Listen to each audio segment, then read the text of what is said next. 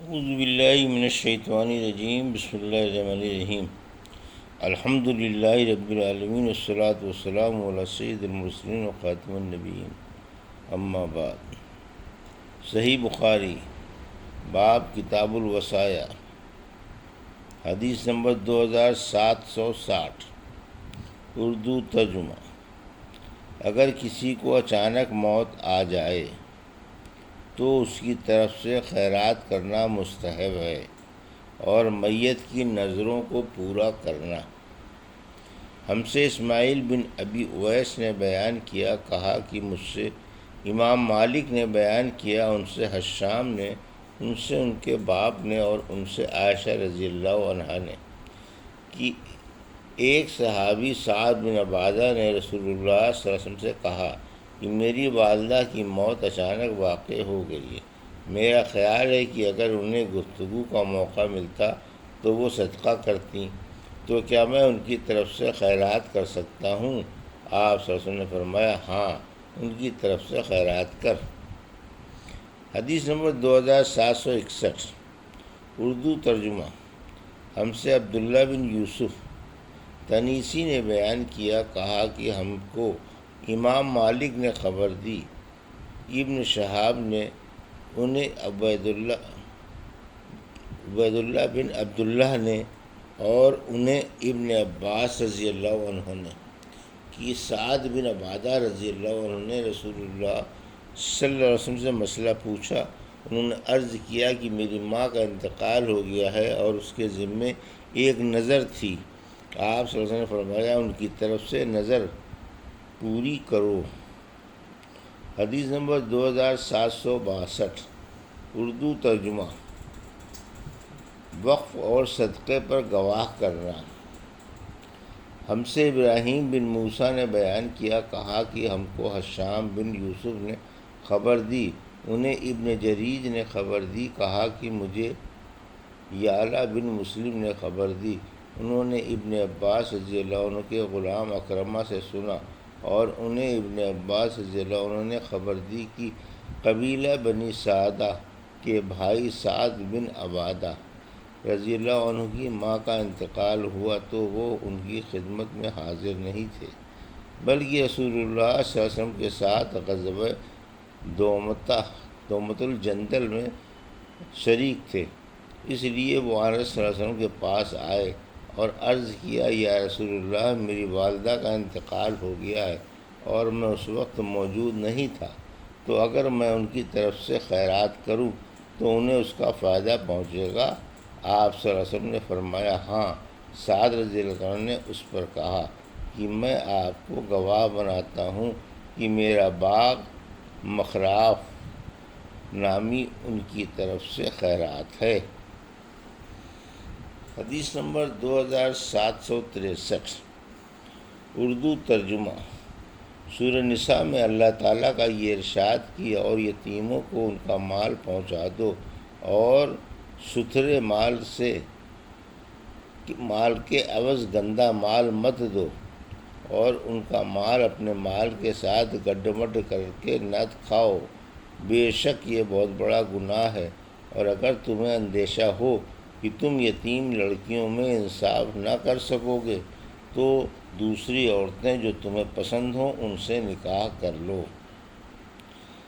ہم سے ابو الیمان نے بیان کیا، کہا ہم کو شعیب نے خبر دی زہری سے کہ ارواح بن زبیر رضی اللہ عنہ ان سے حدیث بیان کرتے تھے، انہوں نے عائشہ رضی اللہ عنہا سے آیت وَإِنْ خَفْتُمْ إِنْ لَا تَفْسَتُوا فِي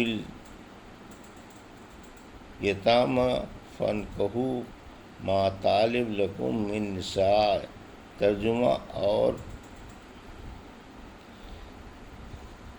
ترجمہ کا مطلب پوچھا تو عائشہ رضی اللہ عنہا نے فرمایا کہ اس سے مراد وہ یتیم لڑکی ہے جو اپنے ولی کی زیر پرورش ہو، پھر ولی کے دل میں اس کا حسن اور اس کے مال کی طرف سے رغبت نکاح پیدا ہو جائے، مگر اس کم مہر پر جو ویسی لڑکیوں کا ہونا چاہیے تو اس طرح نکاح کرنے سے روکا گیا، لیکن یہ کہ ولی ان کے ساتھ پورے مہر کی ادائیگی میں انصاف سے کام لیں تو نکاح کر سکتے ہیں، اور انہیں لڑکیوں کے سوا دوسری عورتوں سے نکاح کرنے کا حکم دیا گیا۔ عائشہ رضی اللہ عنہا نے بیان کیا کہ پھر لوگوں نے رسول اللہ صلی اللہ علیہ وسلم سے پوچھا تو اللہ عز و جل نے یہ آیت نازل فرمائی کہ آپ سے لوگ عورتوں کے متعلق پوچھتے ہیں، آپ کہہ دیں کہ اللہ تمہیں ان کے بارے میں ہدایت کرتا ہے۔ حضرت عائشہ رضی اللہ عنہا نے کہا کہ پھر اللہ تعالیٰ نے اس آیت میں بیان کر دیا کہ یتیم لڑکی اگر جمال اور مال والی ہو اور ان کے ولی ان سے نکاح کرنے کے خواہش مند ہوں،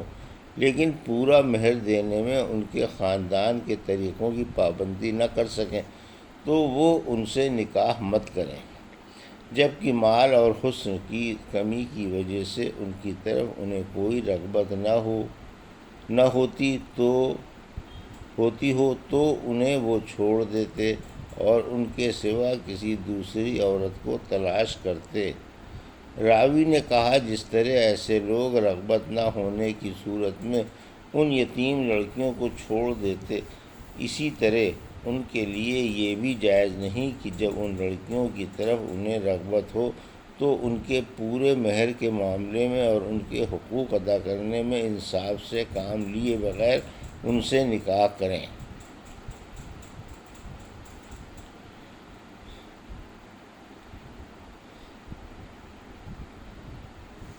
حدیث نمبر 2764،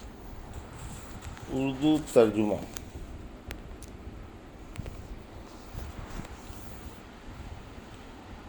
سورہ نساء میں اللہ کا یہ ارشاد کی اور یتیموں کی آزمائش کرتے رہو یہاں تک کہ وہ بالغ ہو جائیں،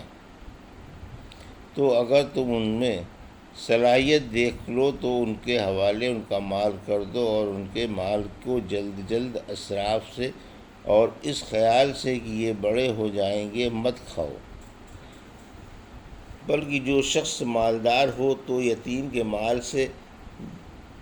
بچا رہے، اور جو شخص نادار ہو وہ دستور کے موافق اس میں سے کھا سکتا ہے، اور جب ان کے مال ان کے حوالے کرنے لگو تو ان پر گواہ بھی کر لیا کرو، اور اللہ حساب کرنے والا کافی ہے۔ مردوں کے لیے بھی اس ترکے میں حصہ ہے جس کو والدین اور نزدیک کے قرابت دار چھوڑ جائیں، اور عورتوں کے لیے بھی اس ترکے میں حصہ ہے جس کو والدین اور نزدیک قرابت دار چھوڑ جائیں۔ اس متروکہ میں سے تھوڑا یا زیادہ ضرور ایک حصہ مقرر ہے۔ آیت میں حسیباً کے معنی کافی ہے۔ وصی کے لیے یتیم کے مال میں تجارت اور محنت کرنا درست ہے،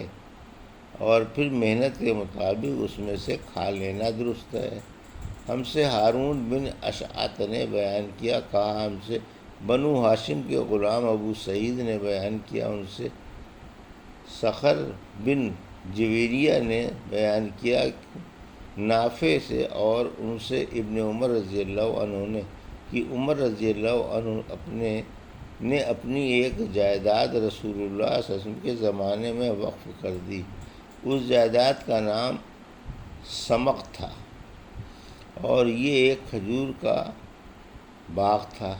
عمر رضی اللہ عنہ نے عرض کیا، یا رسول اللہ، مجھے ایک جائیداد ملی ہے اور میرے خیال میں نہایت عمدہ ہے، اس لیے میں نے چاہا کہ اسے صدقہ کر دوں، تو نبی کریم صلی اللہ علیہ وسلم نے فرمایا کہ اصل مال کو صدقہ کر کہ نہ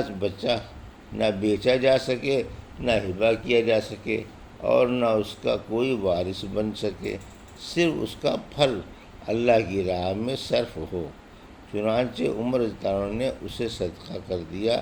ان کا یہ صدقہ غازیوں کے لیے، غلام آزاد کرانے کے لیے، محتاجوں اور کمزوروں کے لیے، مسافروں کے لیے اور رشتہ داروں کے لیے تھا، اور یہ کہ اس کے نگراں کے لیے اس میں کوئی مضائقہ نہیں ہوگا کہ وہ دستور کے موافق اس میں سے کھائے یا اپنے کسی دوست کو کھلائے، بشرط یہ کہ اس میں سے مال جمع کرنے کا ارادہ نہ رکھتا ہو۔ حدیث نمبر 2765، اردو ترجمہ۔ ہم سے عبید بن اسماعیل نے بیان کیا، کہا ہم سے ابو اسامہ نے بیان کیا، حشام سے ان کے والد نے اور ان سے عائشہ رضی اللہ عنہا نے قرآن مجید کی اس آیت اور جو شخص مالدار ہو وہ اپنے کو یتیم کے مال سے بالکل روکے رکھے، البتہ جو شخص نادار ہو تو وہ دستور کے مطابق کھا سکتا ہے، کے بارے میں فرمایا کہ یتیموں کے ولیوں کے بارے میں نازل ہوئی کہ یتیم کے مال میں سے اگر ولی نادار ہو تو وہ دستور کے مطابق اس کے مال میں سے لے سکتا ہے۔ یہ تھی صحیح بخاری باب کتاب الوصایا کی حدیث نمبر 2760 سے 2764 کا اردو ترجمہ جو ابھی آپ نے سماعت فرمایا۔ اللہ سے دعا ہے کہ اللہ ہمیں ان حدیثوں کی صحیح سمجھ عطا فرما اور ان پر عمل کرنے کی توفیق عطا فرما، آمین یا رب العالمین۔